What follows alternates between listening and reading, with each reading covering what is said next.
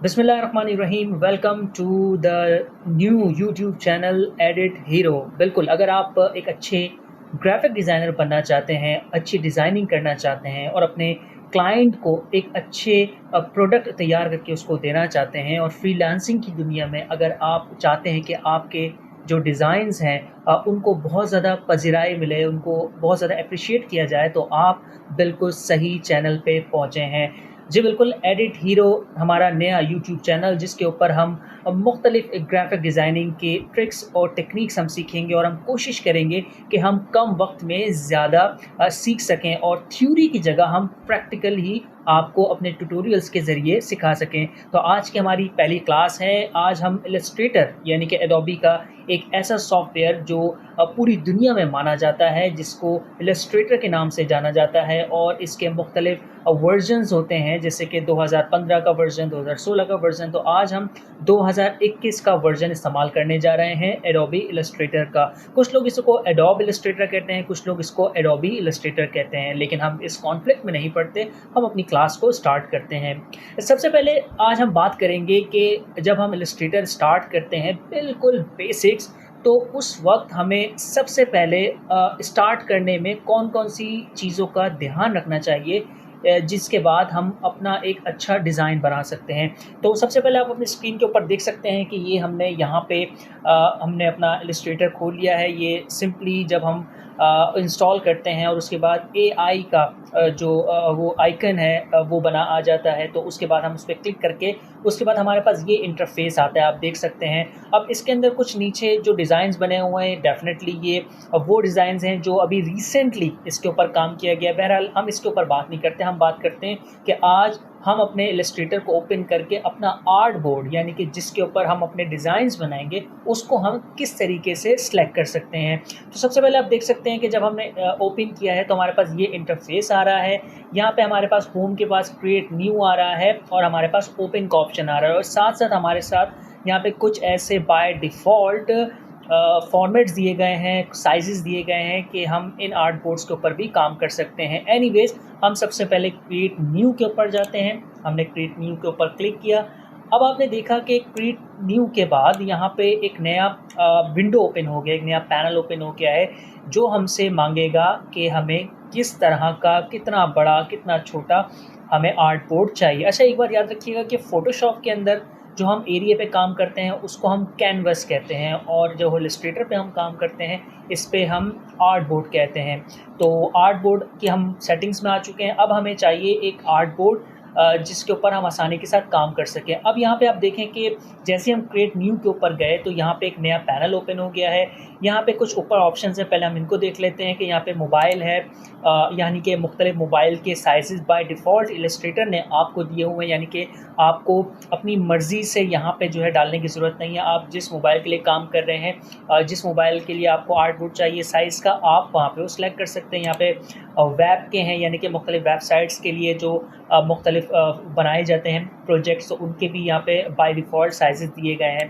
Print के हवाले से यहाँ पे A4 है, लेटर है, लीगल है और जो दीगर जो साइज़ेस होते हैं जिसको हम प्रिंट में हम इस्तेमाल करते हैं, इसमें पैनाफ्लैग्स हो गया, जिसमें हमारे नॉर्मल A4 के, A3 के प्रिंट्स हो गए, पोस्टर्स हो गए, तो वो यहाँ पे साइज़ेस दिए गए हैं। बाकी फिल्म एंड वीडियो और आर्ट इलस्ट्रेटर के भी यहाँ पे साइज़ेस दे दिए गए। एनीवेज़, हमें एक अपना नया साइज़ बनाना है, तो सबसे पहले जो है हम आ जाते हैं रिसेंट पे।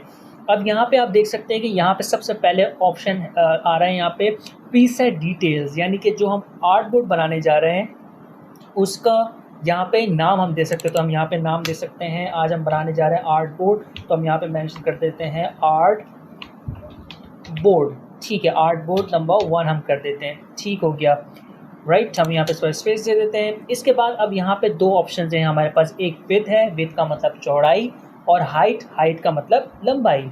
तो फॉर एग्ज़ाम्पल अगर हम यहाँ पे दे सकते हैं, यहाँ पे हमें फॉर एग्ज़ाम्पल A4 साइज़ चाहिए, तो हम यहाँ पे हम डाल सकते हैं 210, जो ऑलरेडी बाय डिफ़ॉल्ट डला हुआ है, और हम यहाँ पे डाल सकते हैं अपना 297, ये आ गया यहाँ पे। अब ये हमारे यहाँ पे साइज़ होगा। अब फॉर एग्ज़ाम्पल अब एक चीज़ सोच रहे होंगे कि यहाँ पे mm क्या है। mm का मतलब होता है मिलीमीटर, जो आप यहाँ पे भी देख सकते हैं।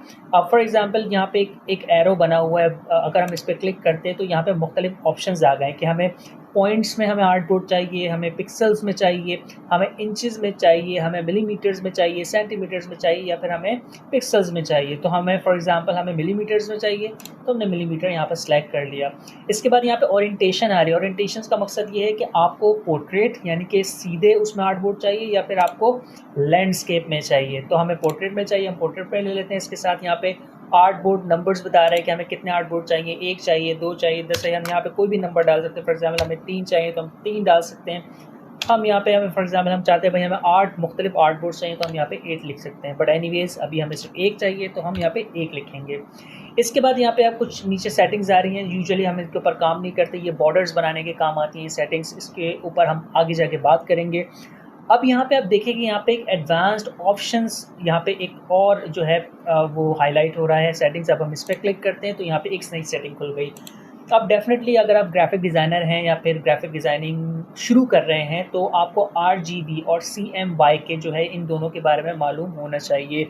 RGB हम उस वक्त इस्तेमाल करते हैं जब हम अपने किसी प्रोजेक्ट को डिजिटल प्लेटफॉर्म पे यानी कि किसी वेबसाइट के ऊपर या फिर हम जो है किसी स्क्रीन के ऊपर हम उसको पब्लिश करना चाहते हैं तो हम RGB कलर सेलेक्ट करते हैं, रेड, ग्रीन एंड ब्लू। और जब हम अपने प्रोजेक्ट को प्रिंट करना चाहते हैं, जैसे फॉर एग्जांपल हमारा कोई बैनर है, हमें वो प्रिंट करना है, तो उस वक्त हम RGB कलर्स के ऊपर नहीं, उस वक्त हम CMYK कलर्स को सिलेक्ट करेंगे। तो बहरहाल आज हम जो है सिलेक्ट करते हैं उसको RGB कलर्स बेसिकली थोड़े से डार्क कलर्स होते हैं क्योंकि वो डिजिटल कलर्स होते हैं।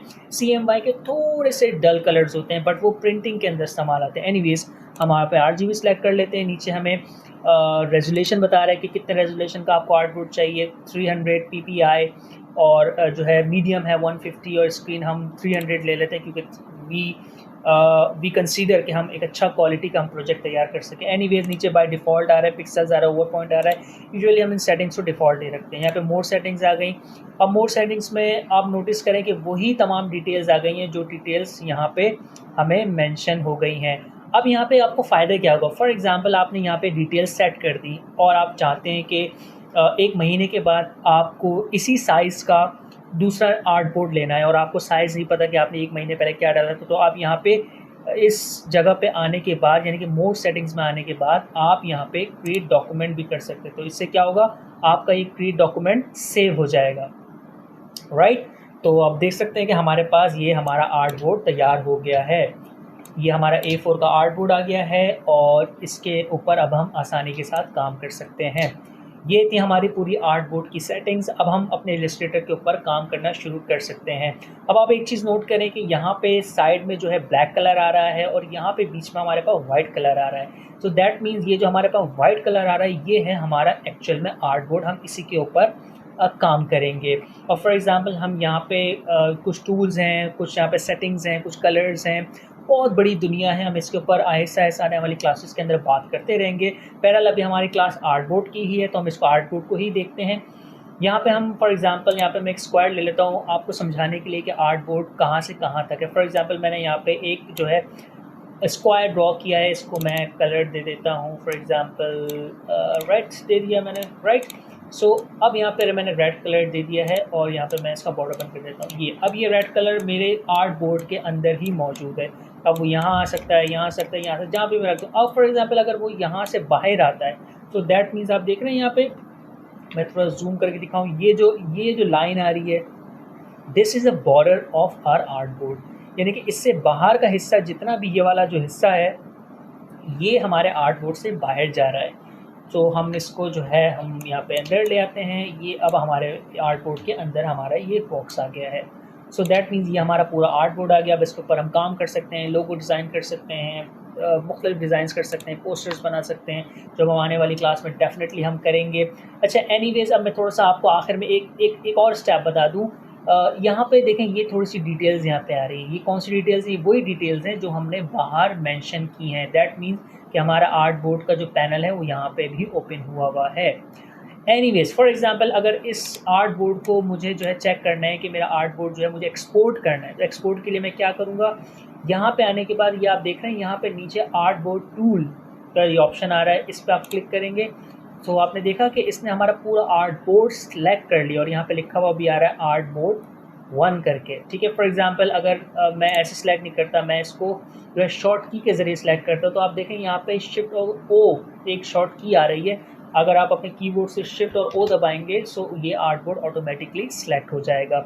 इसके बाद आप इसको एक्सपोर्ट करेंगे। एक्सपोर्ट कैसे करते हैं वो हम आने वाली क्लासेस के अंदर हम जानेंगे। तो आज की क्लास में इतना ही। होपफुली कि आपको आर्टबोर्ड जो है वो समझ में आ गया होगा, किस तरीके से हम इलस्ट्रेटर के अंदर आर्टबोर्ड लेते हुए सेटिंग्स करते हैं। हमारे चैनल को सब्सक्राइब करना नहीं भूलिएगा, लाइक ज़रूर कीजिएगा, कमेंट्स हमें ज़रूर बताइएगा और ये ज़रूर बताइएगा कि कौन कौन सी चीज़ें आप बनाना सीखना चाहते हैं। उन कमेंट्स को हम ज़रूर कंसिडर करेंगे। ख्याल रखिएगा। अल्लाह हाफ़िज़।